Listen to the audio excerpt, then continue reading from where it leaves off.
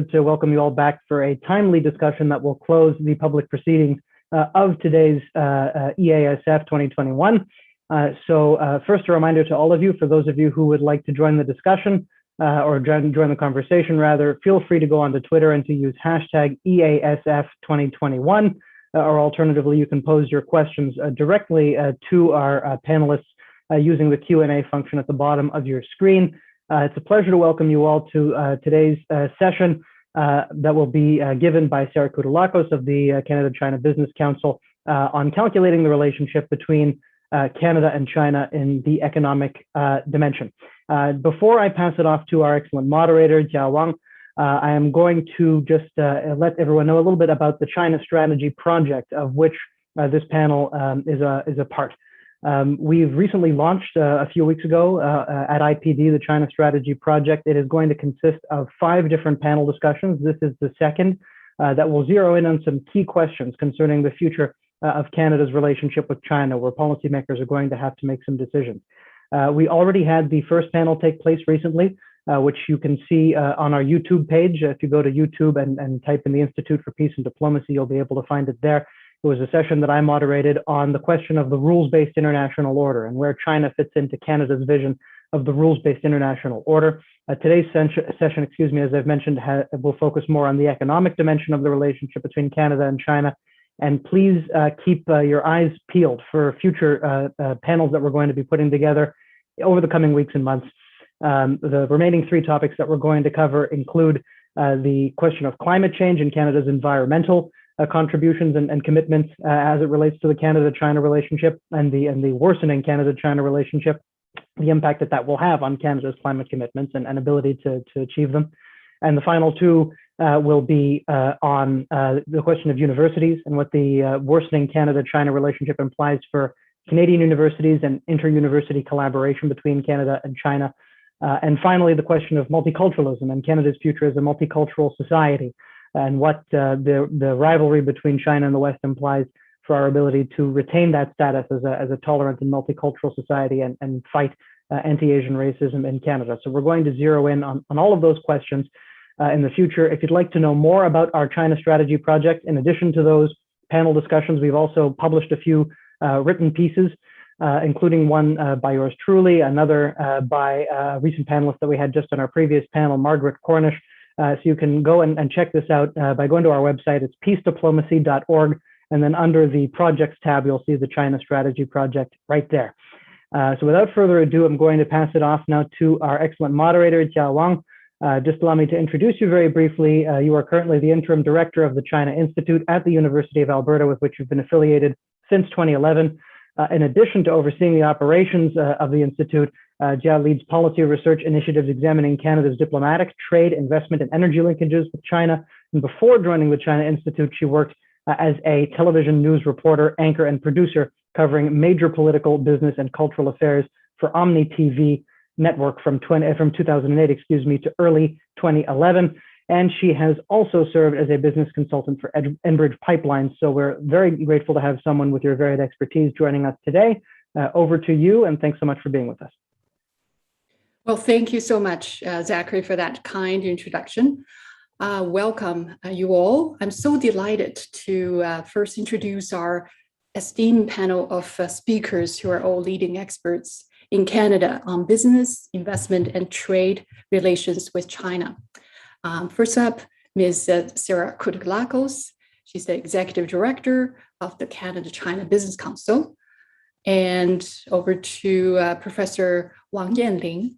She's a professor of international affairs and associate director of PhD program at Carleton University. She's also a former consultant at World Bank and a former researcher in the State Economic and Trade Commission in China. And last but not least, Mr. Carlo Dade, who is the director of Trade and Investment Center at Canada West Foundation. So the theme for today's our panel is China's economic impact on Canada. In the past couple of years, there have been a lot of tension placed on the geopolitical tensions between the US and China, diplomatic disputes between Canada and China, in Canada. So perhaps these are all for very good reasons. But I think a very important dimension of Canada-China relationship, the economic aspect and its real impact, has been overlooked.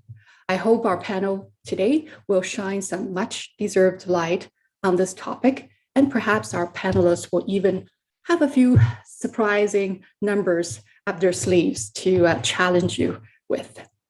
As Zachary mentioned, our panel today will start with a presentation by Sarah on two very recent reports launched by CCBC. My team at the China Institute of the University of Alberta has had the pleasure of producing China's economic impact report for and also with the CCBC.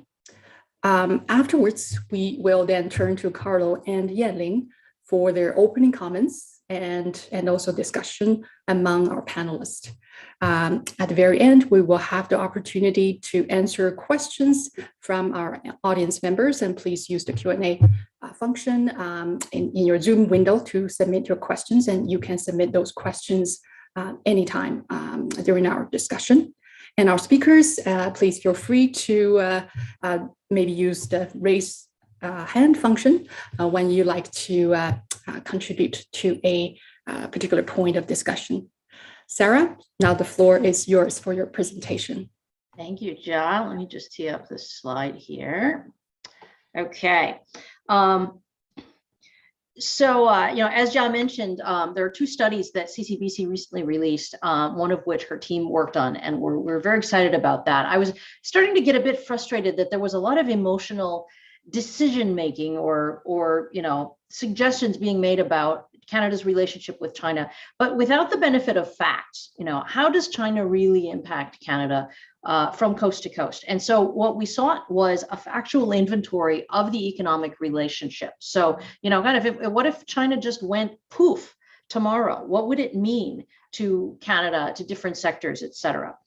Every 2 years, CCBC does an update on how Canadian business is doing. Are they making money? How do they feel about the future? Are they optimistic? And how are their challenges changing over time? On that second study, it's important to note it was fielded before Madam Meng and the two Michaels were released.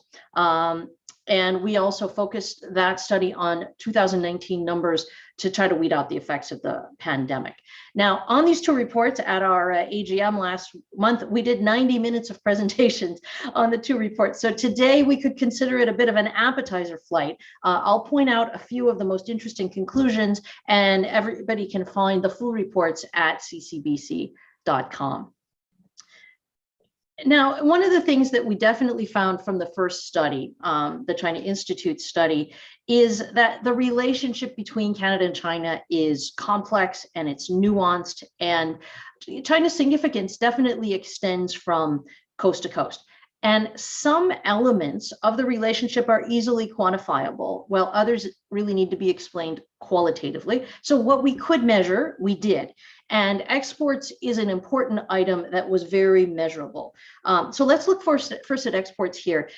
Canada is a country that's deeply reliant on trade. In 2018, Canada's trade to GDP ratio, which is a measure that looks at the importance of international trade relative to the domestic economy, stood at 66%. This was second in the G7 only to Germany at 87%, and well ahead of Australia and New Zealand.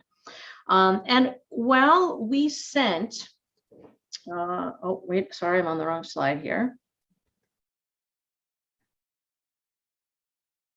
Okay, my slide has disappeared. That's okay, I'll talk through it. While we sent $38.6 billion in goods and services to mainland China and Hong Kong in terms of our exports, the total economic impact of those exports was more than double the amount of direct trade value in 2019. And that resulted in almost $77 billion of value to Canada from those exports using OECD estimates. And exporting to China is more valuable to Canada in terms of what we export than our exports to the US. Obviously, we export much more to the US, but the study was able to show that what we export to China does create, kind of on a per item basis, more value. And it also creates many jobs. and jobs that pay higher than average in Canada. The estimated number of jobs supported by exports to China in 2019 amounted to nearly $366,000. And from coast to coast, China is important to all provinces. Quebec sends almost 20% of its exports to China, trailing only BC with 24%. And regionally, the prairies generate 38% of their exports to China. And I'm sure Carlo will have more to talk about in terms of the West on that. And Atlantic Canada exports 8% of its exports to China. I'm trying to figure out why 2 of my slides disappeared. That's okay. So the next subject I want to talk about is education. And we know that Canadian educational institutions do rely heavily on international students. Chinese students made up 26% of the international student body.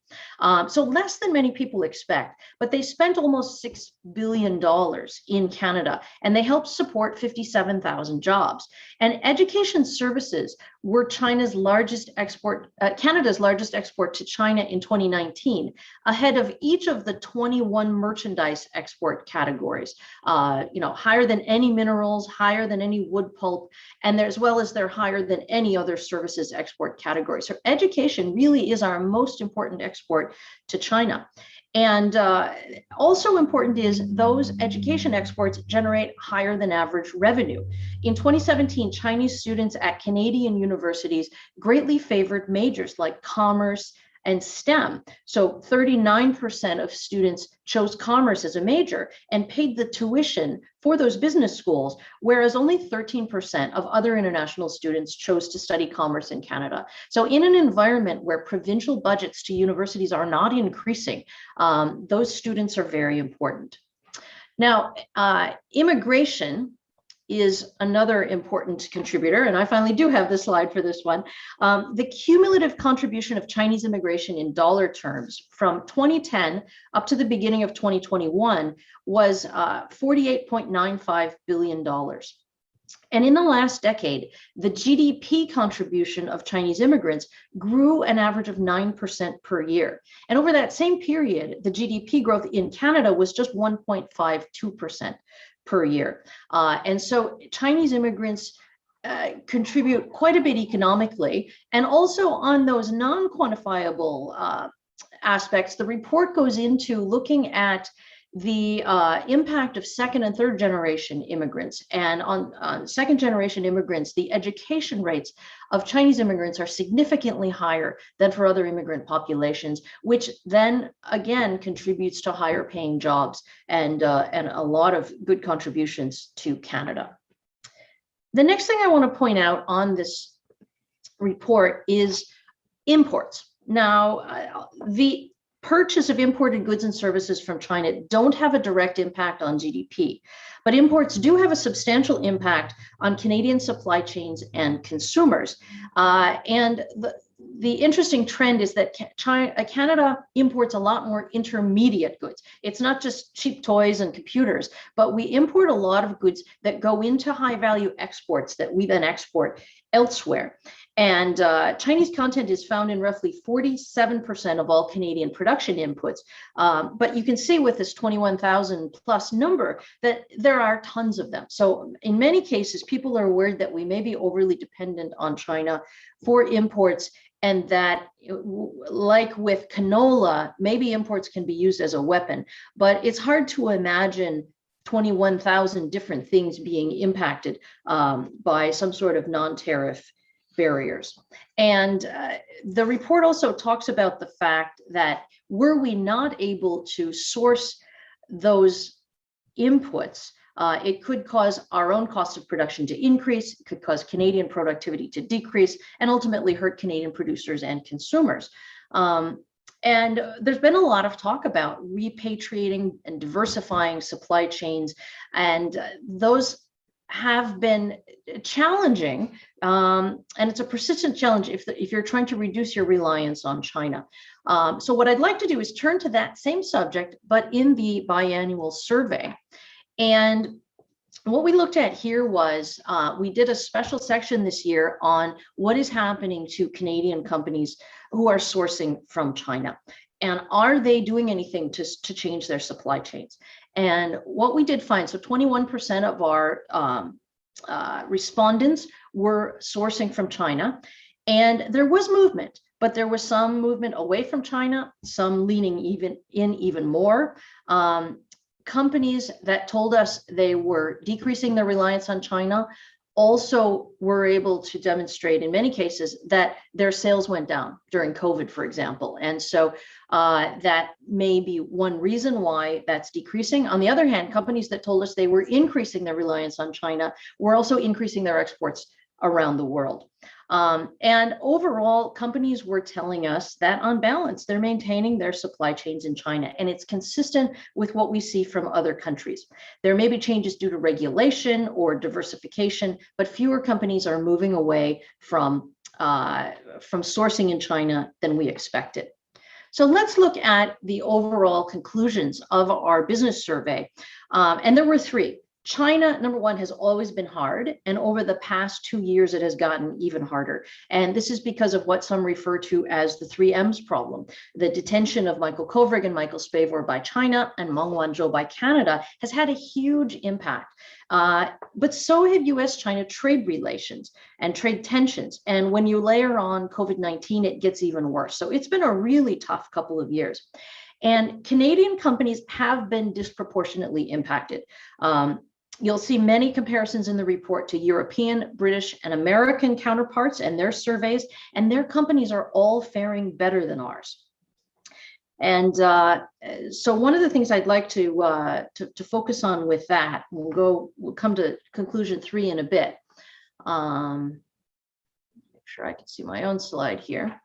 So wanted to talk about how we're faring versus other countries in terms of profitability. We're always very concerned with our companies actually making money in China because it takes time to do so. But the trend had been moving in the right direction over our many years of surveys.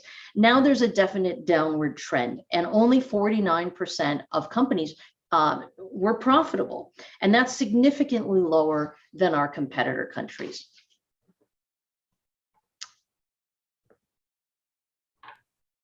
The 3 most profitable sectors of Canadian companies are services, and one of the things you'll see in the other report is just how important services are to our economy, not just education, but tourism and other services.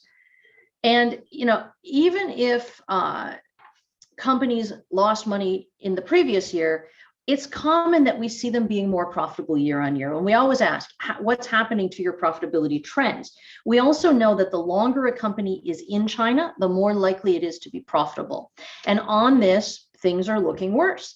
And again, in comparison to our competitor countries, I found it notable that more than half of European companies say that their China profit margins exceed their company's worldwide average. And that's up from the high 30% range in prior years. I heard something similar on a trip to New York last week, that American companies, at least half of them, have China as their most profitable market. And so that's, that's an important area where, why are we not doing as well as those other countries? And one of the things that we really noticed is how companies who are operating in China have weathered the storm better than those who are just doing business from Canada. Companies who have operations in China are more profitable, they're less pessimistic about the future of business with China, and they're more likely to plan expansion over the next 5 years compared to companies who do not operate in China. So let's take a look at where China falls in companies' strategic plans. Just make sure. We're going to skip this slide here.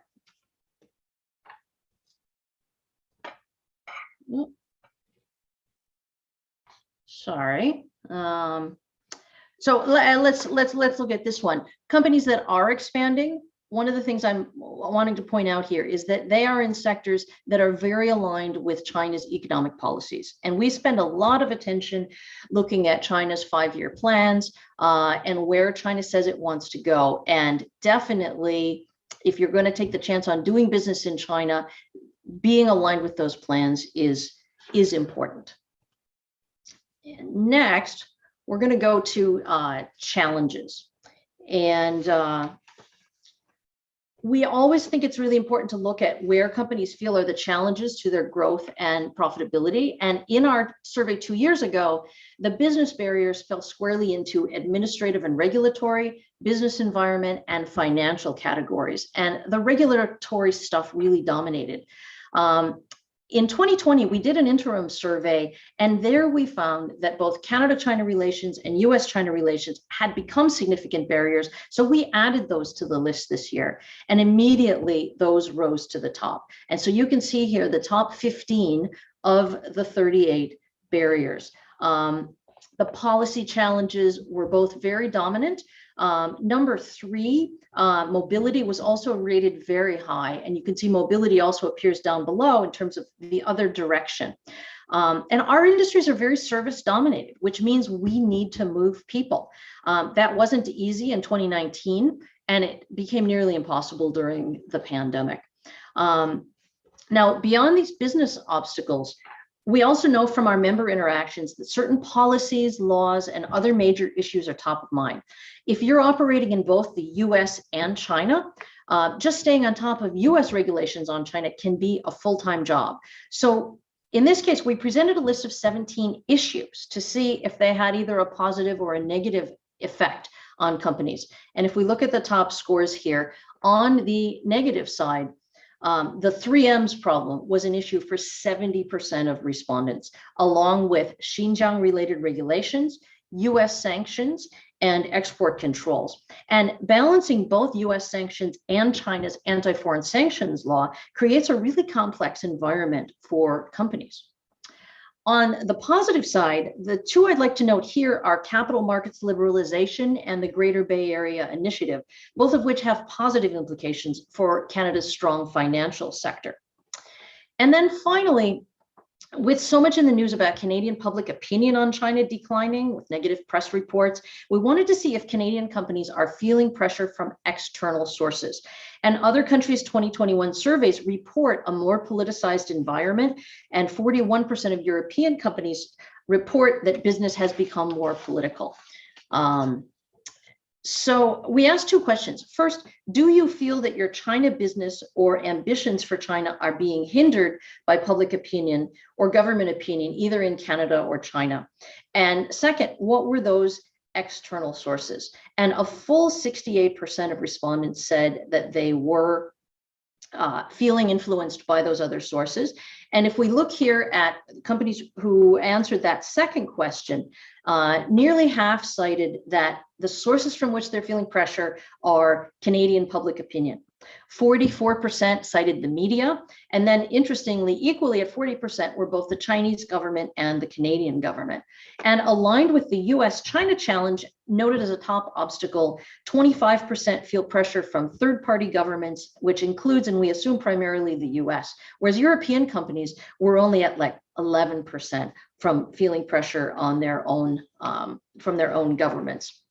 I want to make sure I include at least one piece of good news. So I'm going to skip to this branding slide, where even though Canada-China has been very difficult, being a Canadian company plays a major role in business development for 87% of respondents, and 20% say it plays a very major role. And so we see this as being, something of a point of optimism for the future. Let me just finish by saying that many of the findings in this study speak to the fact that the inability to travel is definitely a drag on business. And many of our members used to travel very frequently. So if you won't travel to China to negotiate deals, or if you can't because of COVID, then it's hard to tap into the growth that exists. So regardless of whether the company is exporting to, operating in China, or sourcing from China, or even competing with Chinese companies elsewhere in the world, the fact that China will continue to grow means that Canadian companies cannot ignore China. And I think we can see from both reports that China does make a big economic contribution, and yet Canadian companies are struggling to do as well in China as their foreign competitors. So think about the fact that only 4.5% of our exports go to China, and yet it contributes all of those jobs and all of that economic value. If we could do as well as the US, which is fighting with China and yet sending 9% of its exports to China, the incremental economic growth would be huge. So I'll stop there.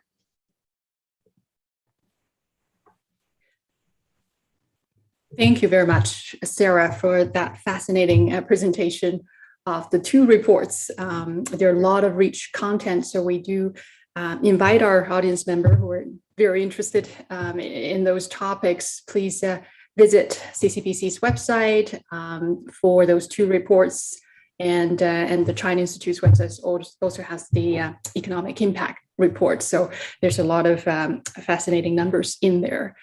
Okay, now I am going to go over to Carlo.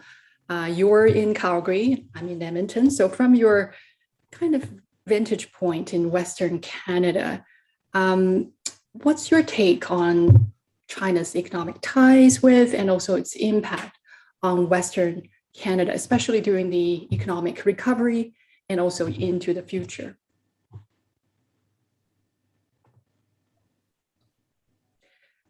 Carlo, I think you're muted still.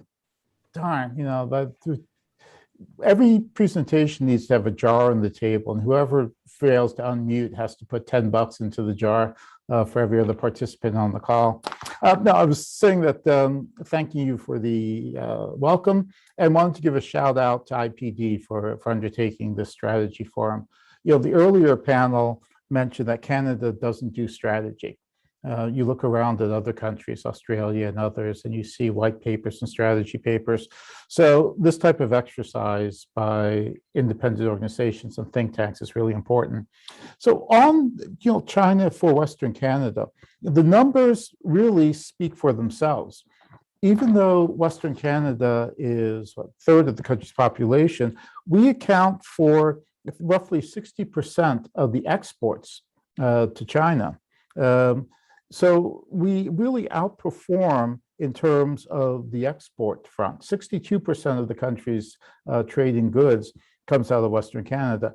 Obviously, two-way trade is larger in central Canada, but for exports and moving goods, China is an incredibly important market for the West.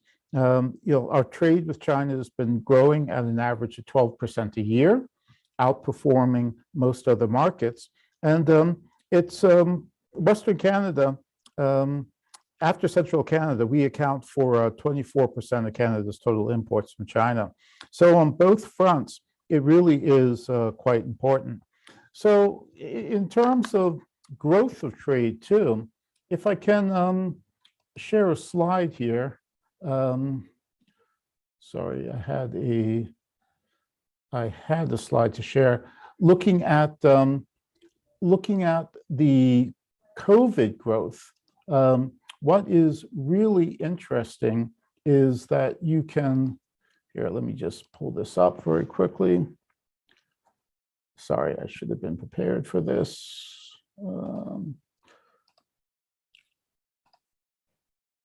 Here we are. So if you take a look at the IMF growth projections for COVID, looking at the difference between 20 and 21, you see that during the period of the pandemic, we've only had one major trade partner with Canada. The countries here are countries that were major trade partners for Canada or targets of our free trade negotiation agenda that Global Affairs Canada has. And you can see the US, the Euro area, Japan, China, India, the ASEAN 5, Brazil, and Mexico. And you can see that during the COVID period, you have only one country that managed, of this group, that managed continued growth. So in thinking about the importance of the export markets, especially with Canada's overall trade strategy, the importance of China really stands out.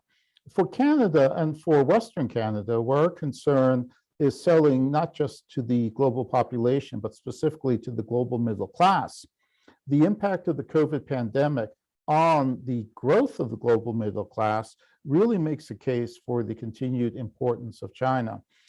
China had a global middle class of roughly 490 million individuals that would fit the various classifications by the World Bank and others of global middle class. China lost 10 million out of those 490 million individuals. India's global middle class population going into the pandemic was about 65, 66 million. Of that, India lost close to half. So you think about the ability and the continued market growth in the future. The COVID, the pandemic has really set back our aspirations that were tied to moving commodities and goods for the global middle class in many markets, but certainly not in China. So the hit in Latin America was a bit less because of heavy government spending, government support programs. We don't see that in many other places around the globe. So China really, really stands out. The final thought for us in Western Canada is, even if we think about trying to diversify with the government strategy of looking at Indonesia or trying to sign a trade agreement with Brazil to get it to break out of Mercosur, even if we were somehow to manage to move away from China, we would be moving into markets where China is the largest foreign trade partner, where China is the largest investor, where China is the regional political power, not the US. So in thinking about this from a Western Canadian standpoint, even if we were somehow miraculously able to run away from China, we would still run into China in other markets around the globe. China is the world's largest economy at purchasing power parity. It's the largest consumer of much of what we produce in Western Canada, but it's also the largest producer of many of these goods. We look at the Belt and Road Initiative, and we see massive investments in places like Kazakhstan to bring wheat onto global markets, massive investments in the Black Sea to bring dried peas onto global market. So for many of the commodities we produce, it's not only the direct sales to the Chinese market in this bilateral relationship, it's the impact of China as the world's largest economy, the largest producer, and the largest consumer of our goods that we think about. So as the earlier panel said, we really need a lot more sophistication and depth in our thinking about China. It's not just selling to the Chinese market where we have opportunity and where we have risk. So the final note, I would just comment on canola. I'm in Western Canada, and we have to talk about the canola issue. The markets are changing and our product mix is changing. And as we start to change our product mix in Canada, the trade relationship will change. So with canola, we now have 4 crush facilities to crush canola to produce canola oil. These are designed to move canola oil to the US market for biodiesel. The amount of crush capacity is estimated by the former vice president at the Canola Council to equal pretty much what we were shipping to China in terms of seed. So as our product mix in this country changes, I would caution that there are some areas where we may have inadvertent diversification. I don't see the diversification strategies going to other markets to work. During the canola crisis, we still came up $500 million short in being able to move canola from China after Richardson and Viterra were banned from the market. But by changing the product mix in the West, we have a new possibility to, I think, protect Western exports, but it's also going to impact China, and it's going to be a major issue for China. So I would flag that as one area that we have to think about this. But the global middle class growth will have us looking at the Chinese market. But in looking at the Chinese market, we can't forget the impact of China in other markets into which we want to sell, and things like looking at the 5-year plan to understand where the challenges will be for us in those markets is critical. Looking at the Belt and Road Initiative to see how global supply and production chains, the physical infrastructure will change, and how new supplies can potentially be brought into the market is critical. So we really have to get more sophisticated in our thinking about China, and we really have to start looking a lot deeper and a lot harder. Well, thank you very much, Carlo. And it's very important for us to be paying attention to how integral, how important China has become in terms of the global trading system. It's even when we're not dealing with China directly, in certain sectors, probably that's the case. The China impact is still felt throughout this global supply chain and global markets. So that's a very important point. Thank you, Carlo. Now I would like to turn to Professor Yanling Wang.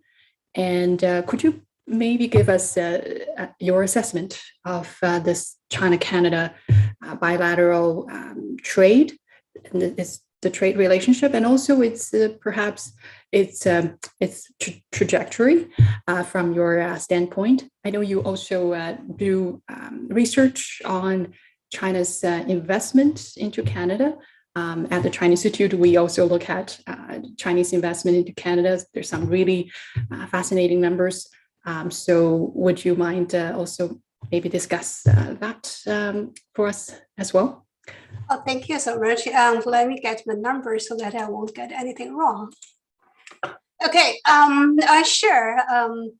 So on the trade front, so what I would like to do really from the aggregate level, trying to comment on the two-way trade flows and its relative impact and also importance in each economy. Of course, when we talk about import from China, it's actually from China's perspective, it's exports to Canada.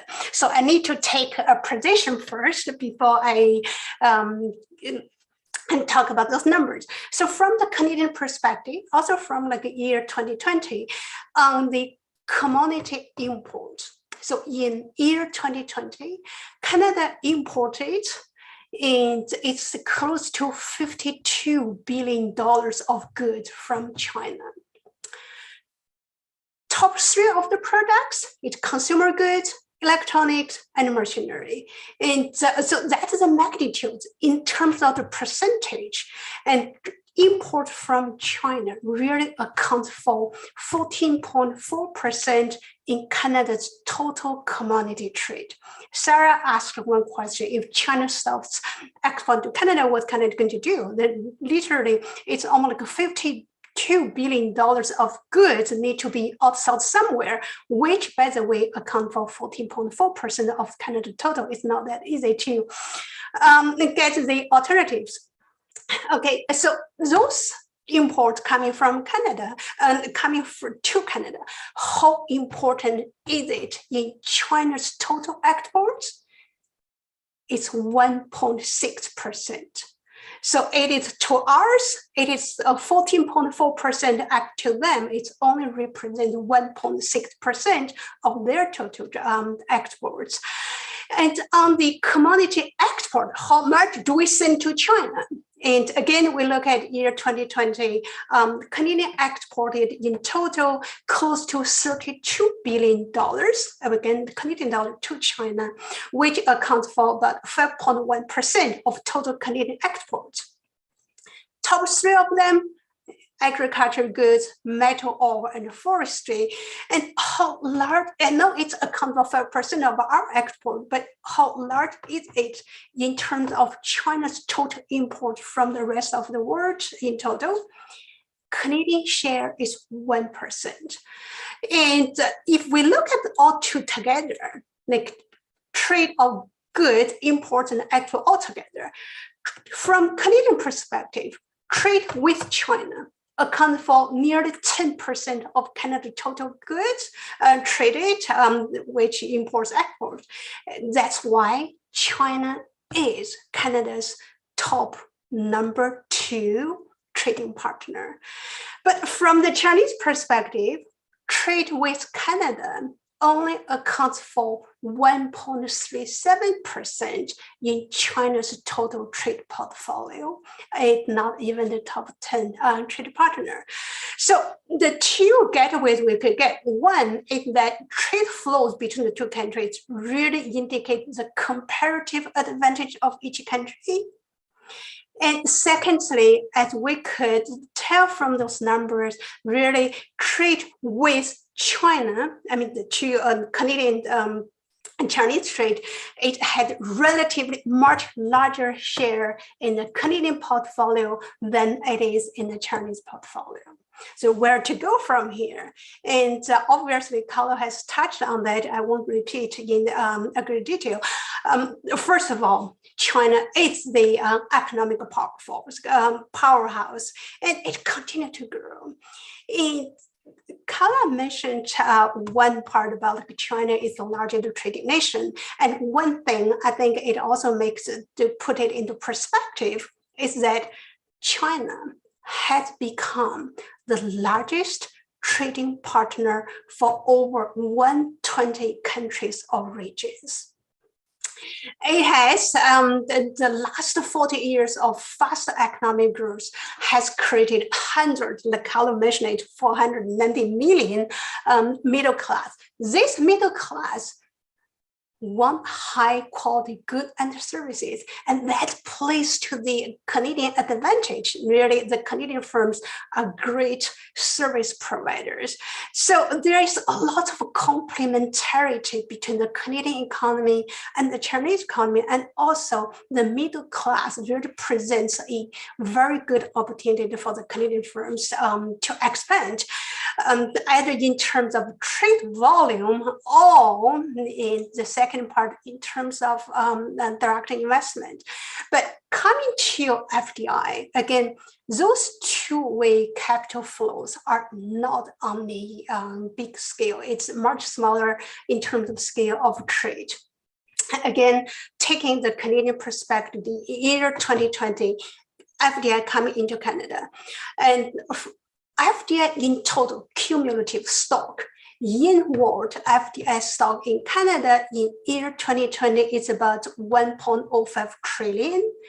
China's share is only 2.3%. That share is going to decrease. That is because in year 2020, the inward FDI flow, China only invested Canadian $446 million. The share is only 1.4 in total inward FDI Canada received in that year. So it is 1.4% in the Canadian part, but how large is China's investment in Canada, in China's overall overseas investment? It is only 0.2%. Because in 2020, China invested US $1.4 billion. Only 0.2% of that little coming into Canada. So that's inward FDI. But how about our the Canadian basin investing in China? That's outward FDI. So Canada's investment in China in year 2020, Canadian firms invested in total 1.17 billion Canadian dollars in China, which accounts for 1.9%. Trade, remember, is 5%. Here, investment is only 1.9% in terms of total Canadian overseas investment. That 1.9%, how large is it in terms of China's overall inward investment it received in year 2020? It is only about 0.2% as well. So in other words, the two-way trade flow is much smaller in the relatively scale speaking than the trade flow, and the Canadian share in terms of China's either inward or outward FDI flow is really tiny. So from here, I think we could get that there's a lot of potential for this to grow, so that the share will increase, I hope, at a fast rate, so that the opportunity the Chinese economy presents could well be taken advantage of by the Canadian firms, which are really good at the service providers. So I will just stop here, Jack. Thank you very much, Yanling, for that presentation, for your comments, and for all those numbers that really put in perspective how the trade between Canada and China what it means for each country and the percentage that is represented in each country's the volume of their economy. So there's a vast difference there, for sure. Okay, so I would now maybe like to return to Sarah. Sarah, you mentioned in your presentation that about that second report, the Canadian companies, business community, Canadian companies compared to companies from the US and from the EU perhaps are not performing as well when it comes to China. And you asked the question, why are we not doing as well? I suspect you may have some answers there. Would you mind provide us with some of your thoughts on that? Yeah, one of them I mentioned in the presentation, which is in service heavy sectors, the inability to travel, the inability of tourists to come into to Canada, students coming back and forth, or, lawyers going to China to negotiate deals. All of those are barriers. But we do find that the lack of a Canadian strategy for China definitely, I think, puts Canadian business at a disadvantage. We know from 2 successive years of surveying business people that they do not think that the Canadian government has a clear strategy for China. That's what we heard in 2020. And in 2021, more than half of respondents said they did not approve of the Canadian government strategy for China.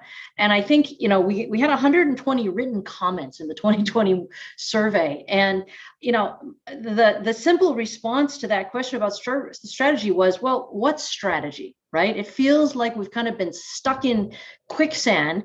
And, every time somebody asks about China, it feels like government officials kind of stare it down at their toes. It's much easier to talk about the Indo-Pacific right now and diversification, and I note with interest that today we announced negotiation of an FTA for ASEAN countries. This is great. And it's great actually that Canada has so many options for its companies, including free trade agreements with all G7 countries, and this, the CPTPP, and this burgeoning one with ASEAN. But Carlo's comments about China, the size of China's middle class, can't be understated. And the fact that the Indian middle class, which was already not buying a lot of Canadian product. I think we sent something like 1.7% of our exports to, or maybe it was 0.7 to India.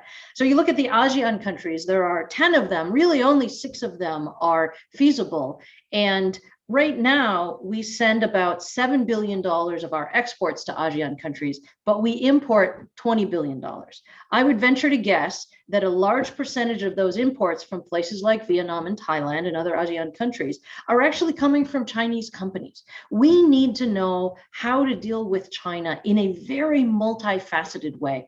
And the guy I follow named Kaiser Guo of SupChina, he described the situation in a very interesting way. He said, we need to have dragonfly eyes when we think about China, because it is so complex. It's not just as simple as there's a middle class there, we need to sell to it. Although if you're an exporter and you're able to just sell on e-commerce, you can go for that with the window open. But we need to have a much more complex strategy. So I would say that Canadian companies would love to have more government support in terms of that government level interaction.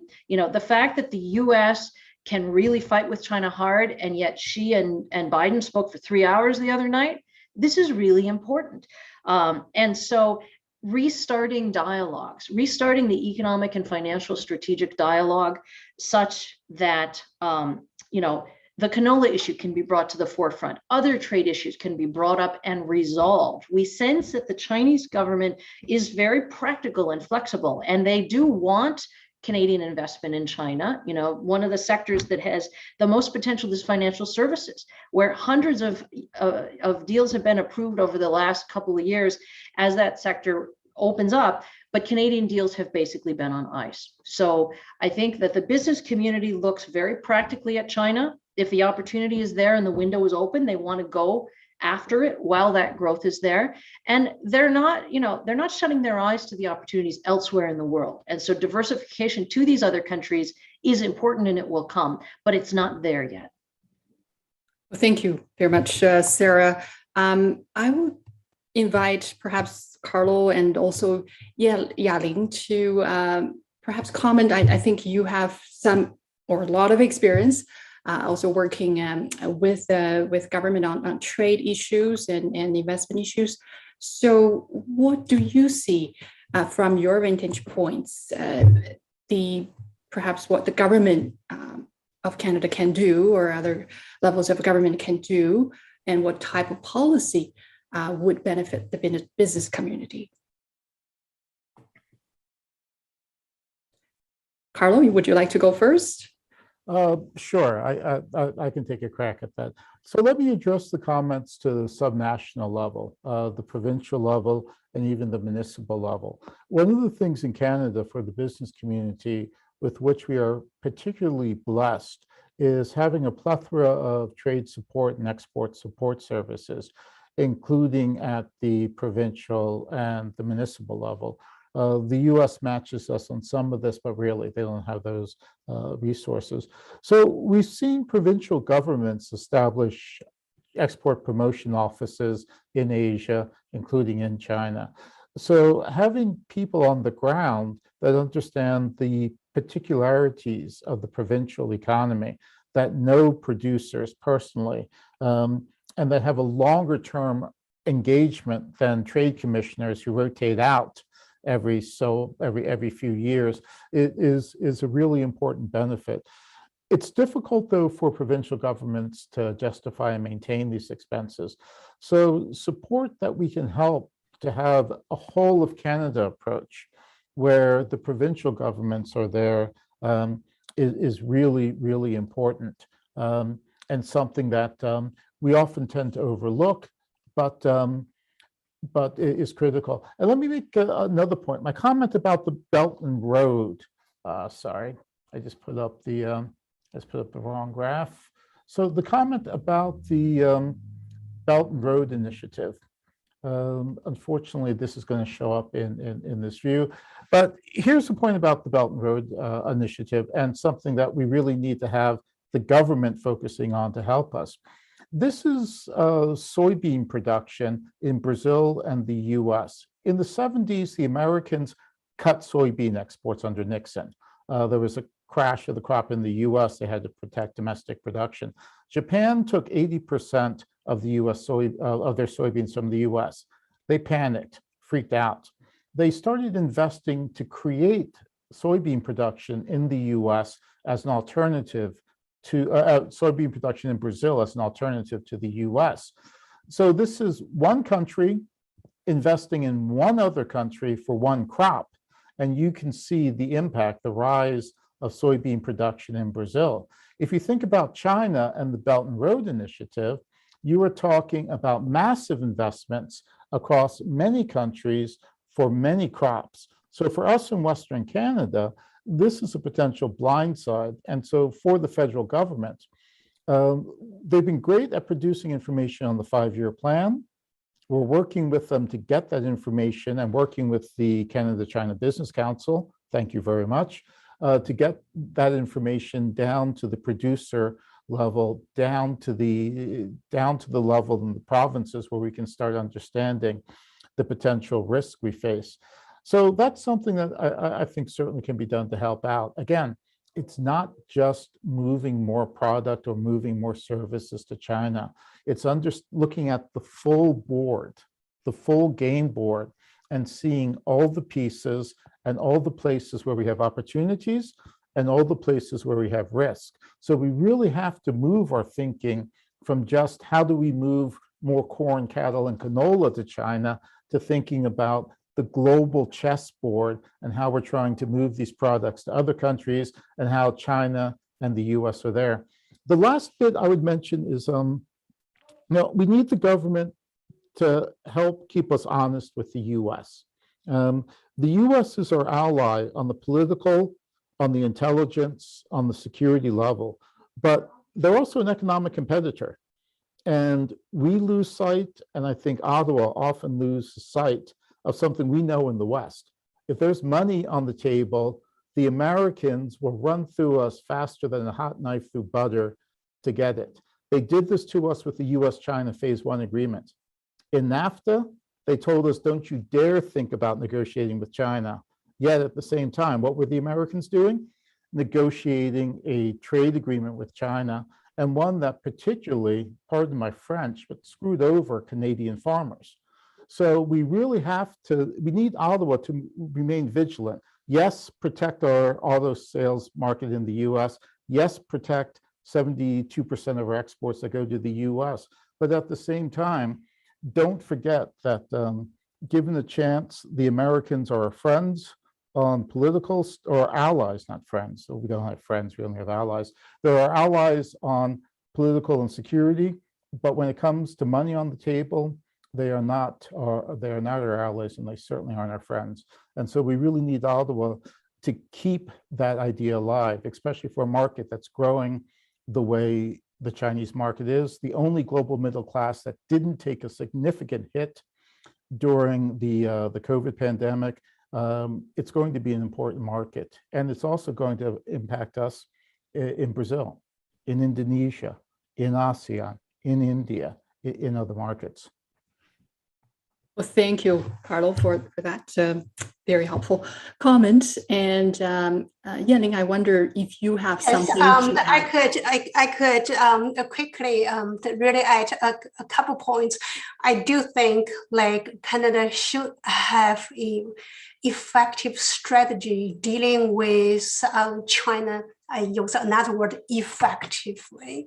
I think one thing to put in the picture is really to be starting with the facts on the ground. Say, for instance, United States is China's second largest trading partner, just after ASEAN countries. The total goods traded, import and export trade flows, it accounts for 14% of China's total trade. Yes, of course, we trade a lot more with the United States, but the United States doesn't decrease trade with China at all. Sometimes people are talking about, well, right now, China applied to be a member of CPTPP, and maybe there's something we could do.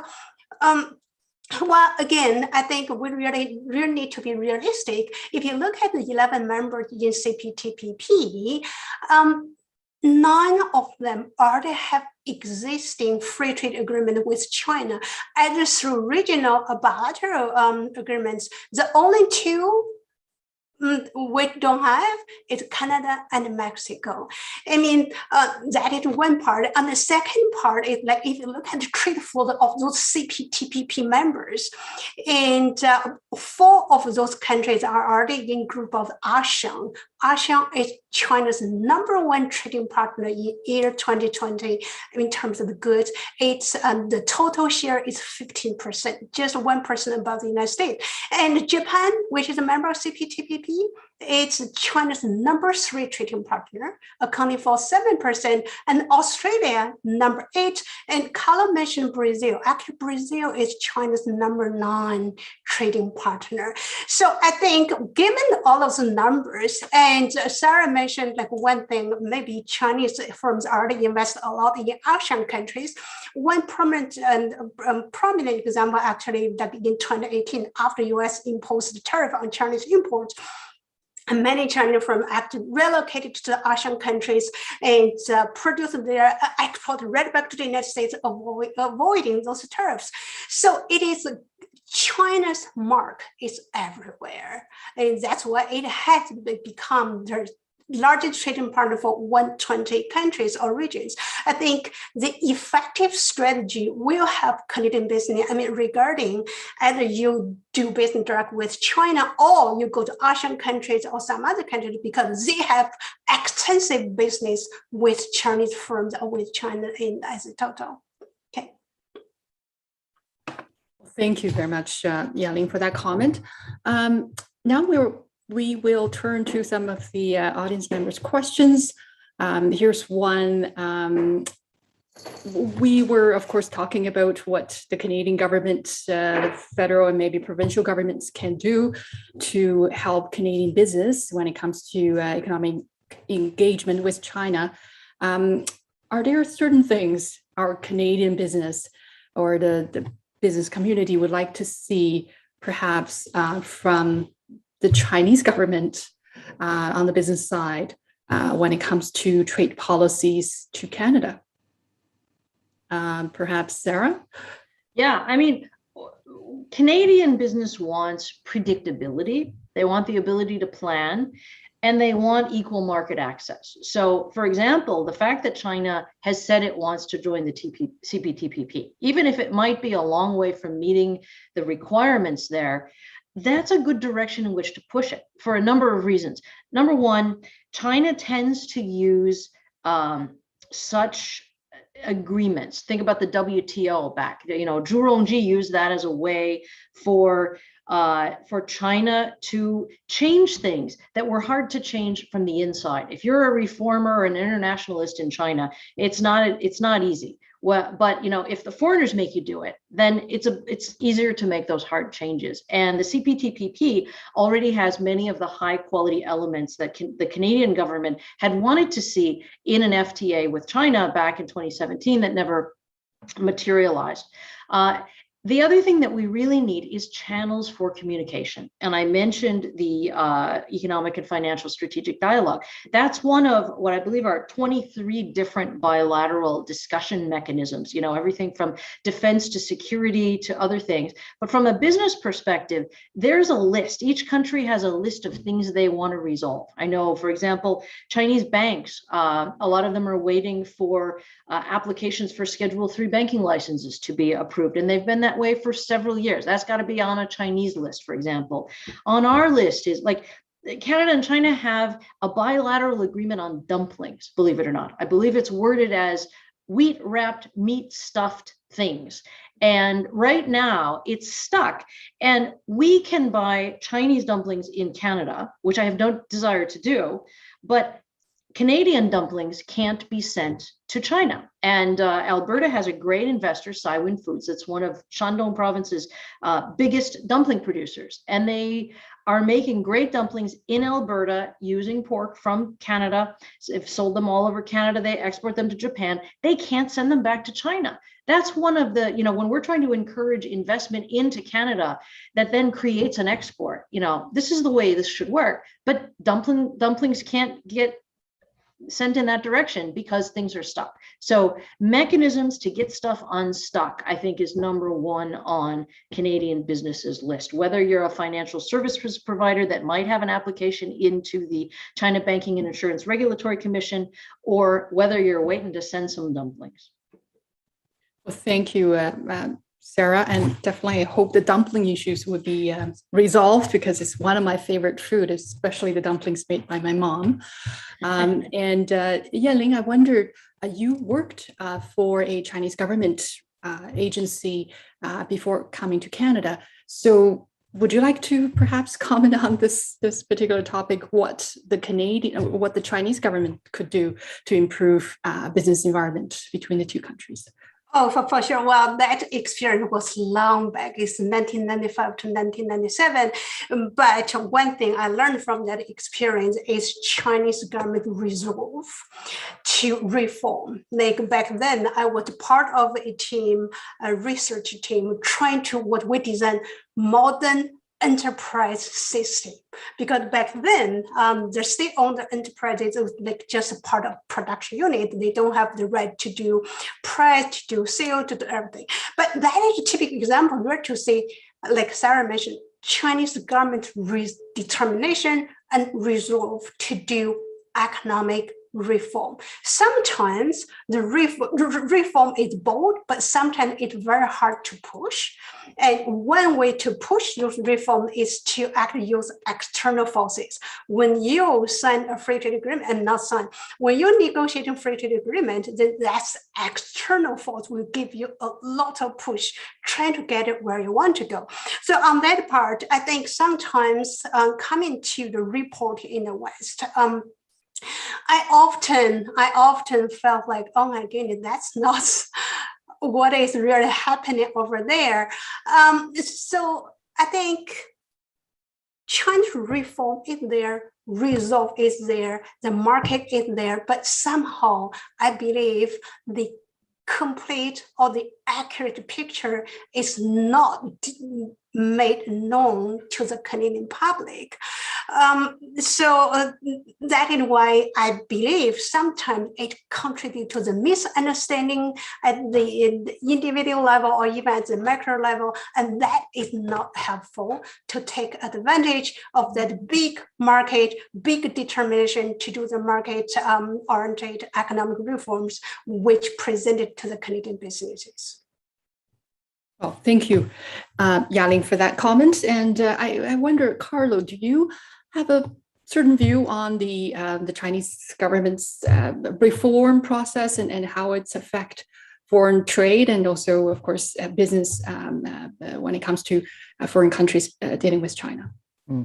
So in terms of the reform process, we certainly are hopeful here in Western Canada that the recent announcement of China joining the TPP will lead to further reforms.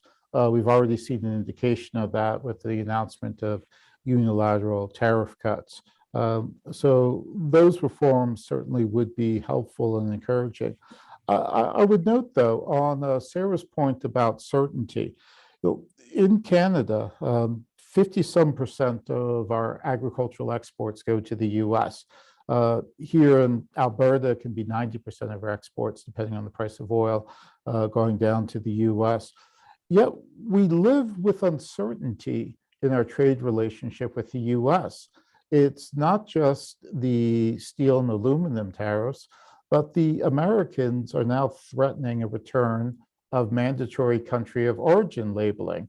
Two Democratic senators, Cory Booker from New Jersey and John Tester from Montana, have proposed legislation that essentially instructs the Agricultural Secretary to ignore the WTO rulings on the illegality of country of origin labeling.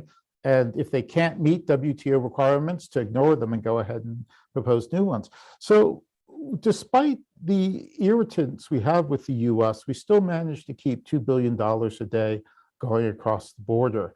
And we don't let the irritants, in the case of China, say canola, preventing us from engaging in the wider relationship. So taking canola as an example of an irritant, if there was a canola fight between the US and Canada, we would not let that deter us from overall trade. Business confidence would not be at rock bottom.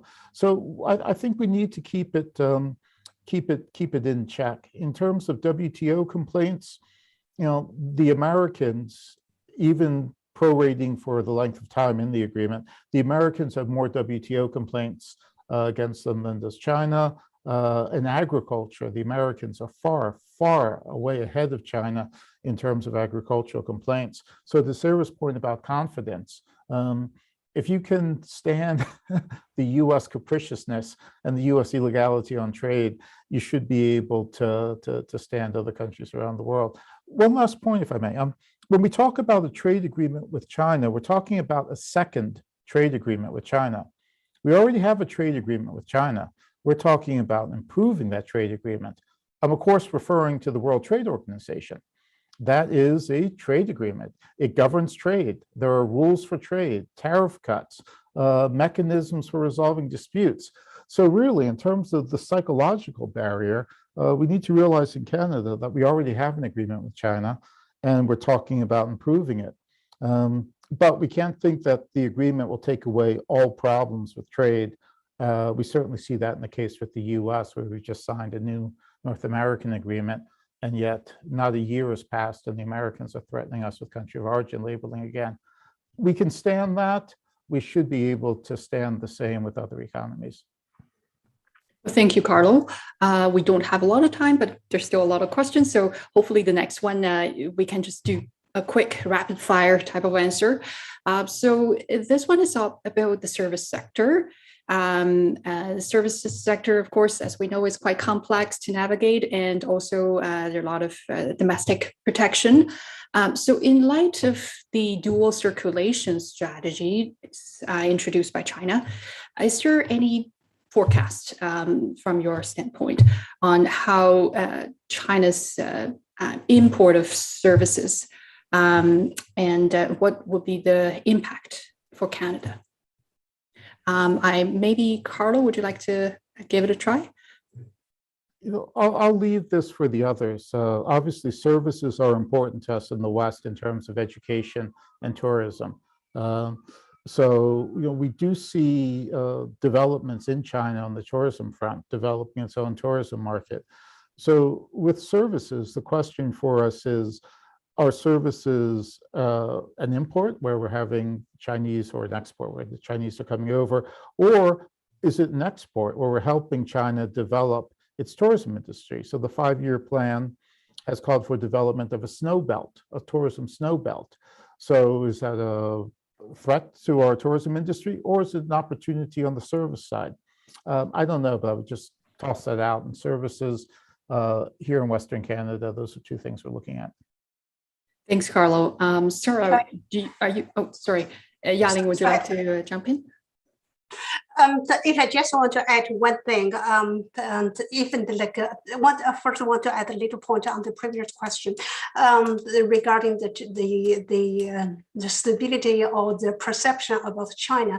I think one thing we need to know from the statistic is for the last 2 or 3 years.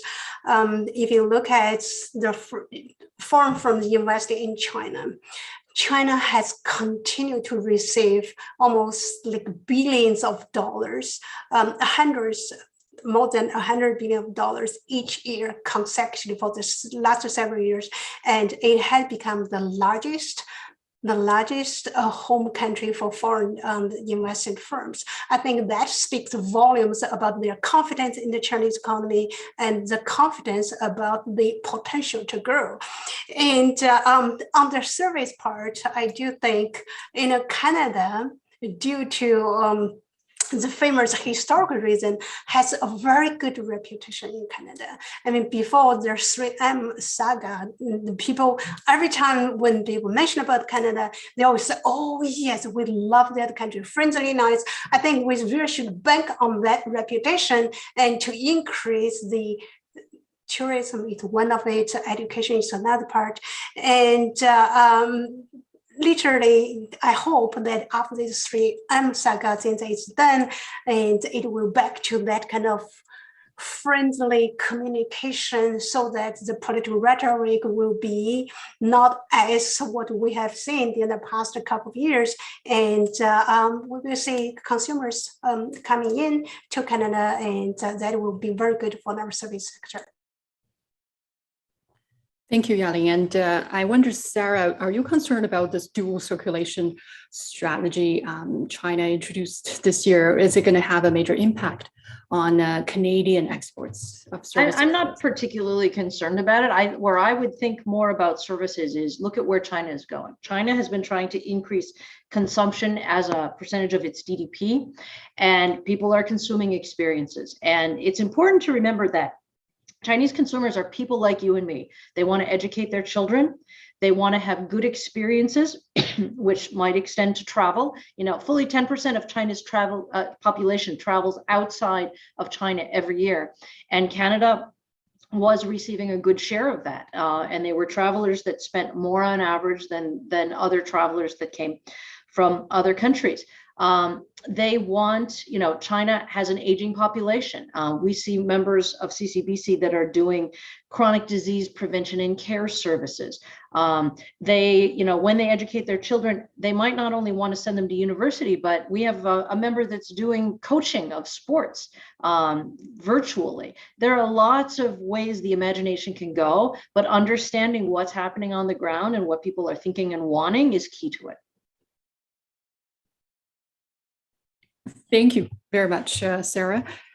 So I think we're really running out of time. So I'd just like to thank all the panelists for your presentation, for the discussion, and for your comments for such a lively discussion today. And also, I'd like to thank all our audience members.